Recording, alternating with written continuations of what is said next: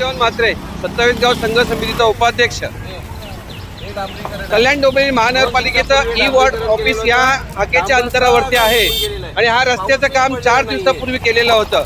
मी आता खडी हातात उचलून देखील दाखवली, त्यातलं डांबर निघून गेलेलं आहे आणि फक्त खडी तिथे शिल्लक राहिलेली आहे। मी तर म्हणतो असे फालतू कामं करू नका। लोकांना किती दिवस फसवणार आहात तुम्ही? बंद करा हे। आणि जो कोणी ठेकेदार आहे त्याला ब्लॅकलिस्ट करून त्याचे बिल थांबवण्यात यावं। हे साठेलोटे कशाला करायचे? यात आमदाराचा रोल आहे ना खासदाराचा? हे प्रशासनच भ्रष्ट आहे। दरोडेखोर महानगरपालिका आम्ही बोलतो त्याला कारण आहे, हे दरोडेखोर महानगरपालिका आणि त्याचे जे जेई आहेत ते जेई तसेच आहेत।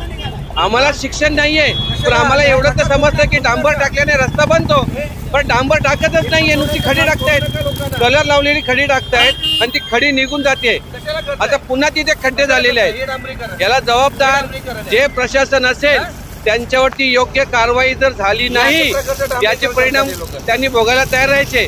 पण दुसरा विषय, कालपासून ते जप्तीच्या नोटिशी घेऊन फिरत आहेत। अरे जप्तीच्या नोटिशी लोकांकडून पैसे वसूल करून हे असला थर्ड क्लास असला रस्ते बनवण्यासाठी तुम्ही पैसे आमच्याकडून वसूल करतायत। ताजी घटना 28 तारखेला 2 मुलींचा सर्पदंशाने मृत्यू झाला। यांच्याकडे औषधं नाहीये 300 रुपयाचं आणि असे लाखो करोडो रुपये रस्त्यामध्ये फुकतायत हे लोक बिना मतलबचे। योग्य ती कारवाई झाली पाहिजे। मी रितसर अर्ज देखील करणार आहे आता।